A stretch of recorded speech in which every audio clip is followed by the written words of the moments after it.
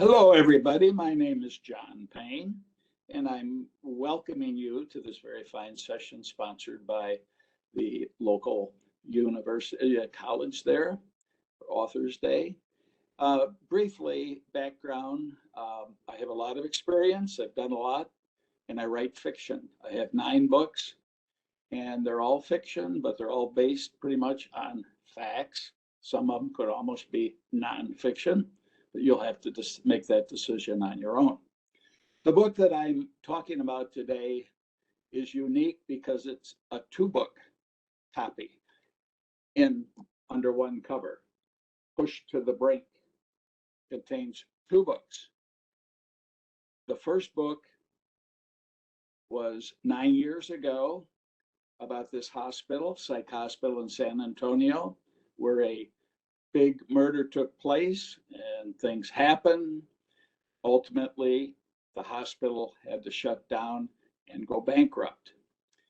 But 9 years later, a group out of Houston took it out of bankruptcy because they wanted to provide a total span of care to the military, retired military, everybody in the San Antonio, South Texas area.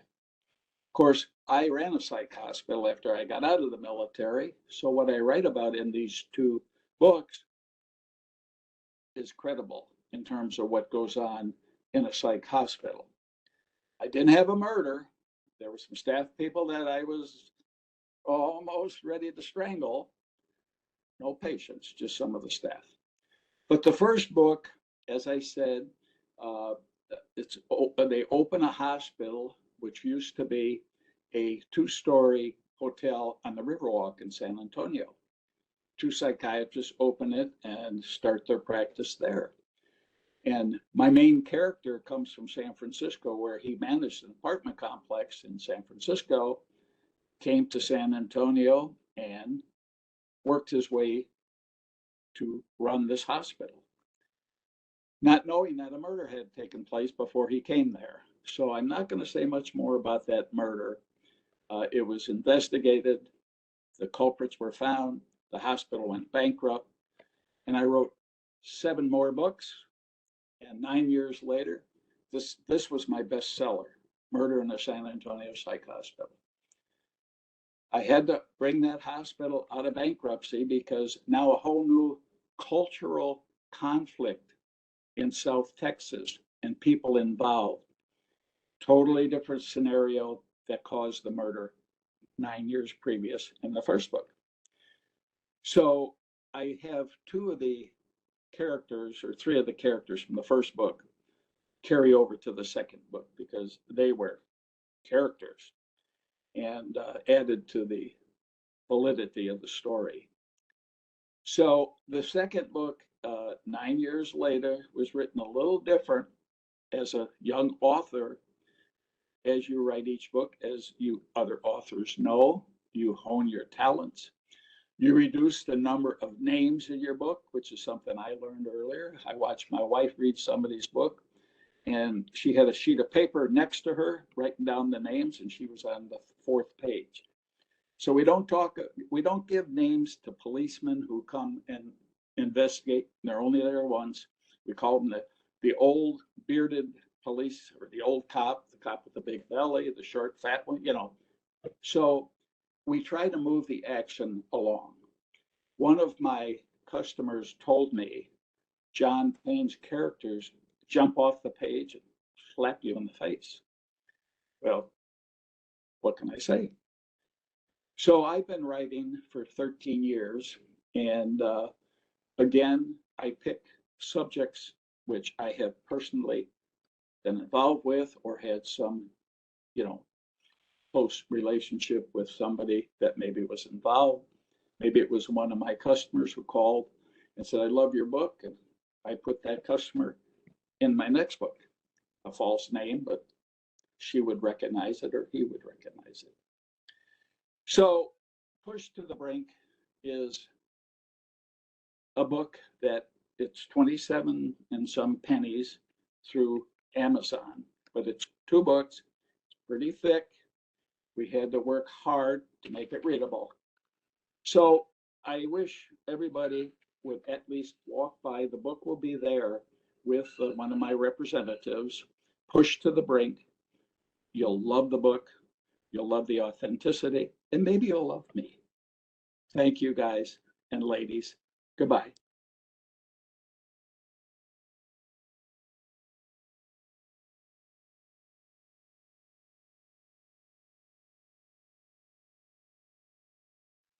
Good morning, everybody. My name is Alexia Bartholomew. I am a writer and an author. I currently have 4 self-published books and two co-books.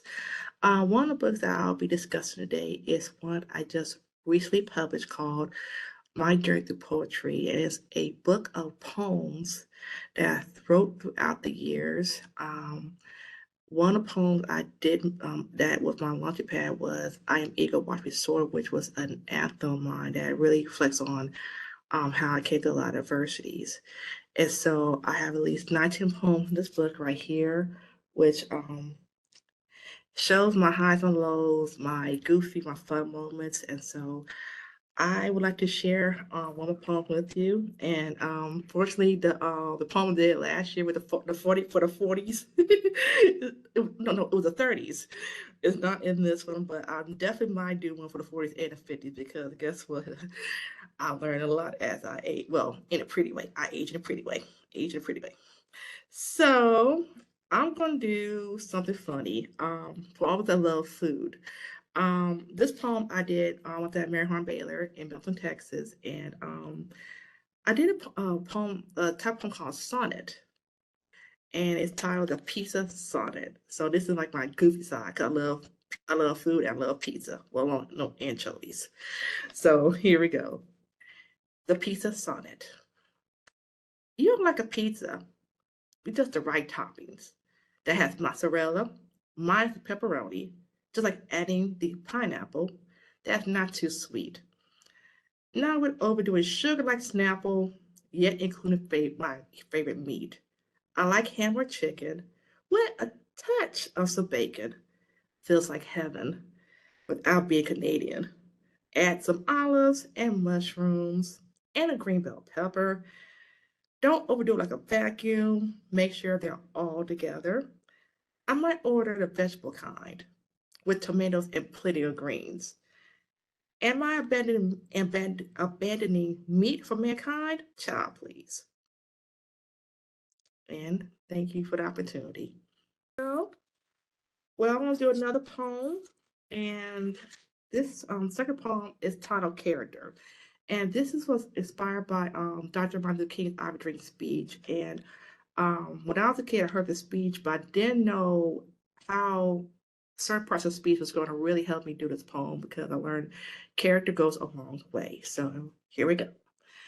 Do not judge by the color of their skin, nor by the ethnic background, but by the content of the character. Do not judge by how much money they make, nor by how much material things they possess, but by the content of their character. Do not judge by their uniform, their occupation, nor by the position in the workplace, but by the content of their character. Do not judge by who are they married to, how many kids do they have, nor by how many trophies they have won, but by the content of their character. Do not judge by the car they drive, the house or apartment that they live in, nor by the neighborhood that they reside in, but by the content of their character. I always want to say that to everyone that will read this book, that this is not just for one group of people with different backgrounds, but it's just for anybody who needs encouragement, but for anybody who feels like they don't know how to express themselves, and the only way they can express it is through writing. So I thank you for the opportunity, and whoever and if they would reach back out to me, they can email me at authorlexilex@gmail.com and look forward to your feedback. And thank you, Central Texas College, again for the opportunity. First off, my name is Philip Crosby. I'm a professor here at Central Texas College, and my realm of expertise is in political theory, specifically American political theory. So my emphasis was really on the power vacuums and struggles that tend to emerge in collective societies. So I started ancient Greece, looked at Rome, and migrated into the modern sense. And so the book that I ended up constructing centers on applying that similar power struggle element that manifests in collective societies to the home. As I began studying the philosophical underpinnings of the United States Constitution, and really the philosophical underpinnings of our nation, I began to realize that the same power that manifests in any collective society by a king or by a parliament really existed in the home as well. And this is a little bit different from the way modern or traditional political theorists actually approach this. Several of the ancient philosophers essentially argued that what was true for society wasn't true of the home, that parents had an innate authority over their children. And so the home was always kind of constructed differently than the society was. My argument is that that's not true. I think the same power struggle that manifests in any society also manifests in the home. I argue that this is the primary reason why we have teenage rebellion. This is the primary reason why we have long-standing frustrations between parents and children. This is why psychologists today get paid so much money to develop Freudian undertones on parental frustrations and long-term kind of shadow elements of oppression that kind of were played out on the kids during their formative years, and they haven't really resolved later on in life. And so my work is actually split into three books. The first book is called A More Perfect Parent. And book one primarily gets into the preamble of the Constitution. And the first thing I do in preamble is, like the Constitution, I have to give an argument on why our traditional understanding is wrong or incorrect. The radical nature of the Constitution is in that it was, in every respect, a political coup that took over the previous form of government and established a new form of government. And it never really gets considered as radical as it really is. And so in my preamble, I really take on a lot of the arguments we hear parents make today, and I try to replace them with better arguments, arguments that are more sound, arguments that are more long-standing. And so I take every element of the preamble and I say, well, when they say that we, the people of the United States, what are we talking about? What is we, the people? What is we, the family? Do kids within that environment have any sense of equality in rights within our collective at the home? And then how does that play out when we talk about domestic security or the tranquility of the people within, or the provide for the general welfare? Like, a parent has to steward that nobility, and a lot of times we don't understand how big of a call that is, specifically with things like establishing justice. We are called to kind of establish that element of justice within our home. What does that mean? And how do we construct that within a home environment? And do we really look at parents as that kind of authority to provide that? And so book one really kind of sets the stage for the foundations of the arguments that I'm going to make. Book two, also known as A More Perfect Parent, it gets into the theoretical foundations that the Constitution is built on. So if book one is the preamble of the Constitution, book two is the Declaration of Independence. What were the noble ideas in the Declaration of Independence? How did it radically alter our view of ourselves and our view of others? Book two is probably my favorite to write, and it's my favorite to reread. If I'm going to be the egotist that rereads my own work, it's a book on parenting. So a lot of times I'm like, oh yeah, what did I write about myself? Like, here's the guidance.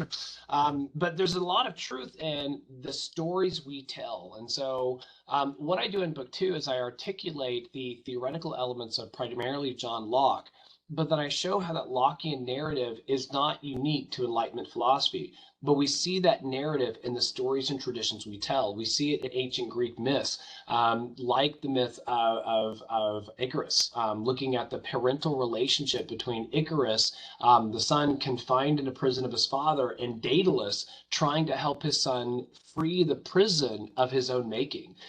There's a powerful parental lesson in the story of Icarus. And a lot of times we just kind of spin the whole Greek narrative of like, oh no, it's like don't fly too high and don't fly too low, and that's it. No, the story is far more profound than that. Pinocchio, overwhelmingly, Pinocchio gives elements on what does it mean to be human? What does it take to be human? The humanness of what we're doing, what is that? And so book 2, I get in that construction. Book 3 is coming out this winter, and it's practical applications. So I get into, now we've done the preamble, now we've got the theory down. What does this actually look like in the home? And so I go through the legislative power, the executive power, the judiciary, and I give a lot of examples specifically on how that power manifests in the home. So collectively, with book 1, book 2, and book 3, I kind of give parents a roadmap, not only on the fundamentals of what's necessary for a good parent, but also how to manifest that in a parental environment or a home environment. And that's it. That's A More Perfect Parent. Book 1 and book 2 currently out on Amazon. Book 3 is coming out this Christmas. Thoroughly appreciate all the authors here and those coming out to kind of look at the authors and local work. It's hard to publish a book in the modern society, and it's hard to be seen in the midst of a lot of a book. So I appreciate your time, your attention, and I would thoroughly appreciate anybody checking out A More Perfect Parent by Philip Crosby. And don't hesitate to send me your thoughts. I'd love to know what you think.